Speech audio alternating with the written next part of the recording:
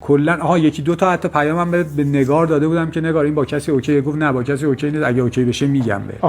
نگار به تو. چون نگار کسی بوده که ما قبل از اصلا عید، قبل اینکه بریم ایران، یه بار ما رو غذا دعوت کرد خونش، رفته بودیم و اینکه شغل نگار چی بود؟ نگار قبلا فکر کنم واسه همین برنامه مجریگری میکرده، واسه یک حالا برنامه‌های دیگه شون، واسه همین تیم و مدلینگ هم میکرده. آره عکاسی و اینجوری فکر کنم کارش اینا بود. بعد این اینستاگرامشه که من زدم، به اولین نفری که زنگ میزنه منم.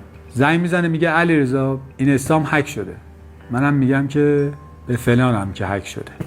یه دفعه میفهمه که من کردم، میگه تو کردی، فلان شده، پیجمو بده، داد میزنه اونجا. گوشی رو کی میگیره؟ علی فارسلیل، علی که تتو داره توی برنامه است. داداش چی شده فلان اینا، پیجش فلان اینا. گفتم یه سری چیزا دیدم شاکم تو چیزاش فلان اینا. پیجش رو نمیخواستم ازش بگیرم، به خاطر این برنامه وارد پیج شده بودم. نه به خاطر چیزی، چون اصلا شکی روش نداشتم، سر هیچ چی من شکی نداشتم، فقط سر این برنامه میخواستم ببینم یه ذره داستان چه بالاخره. آقا نمیگم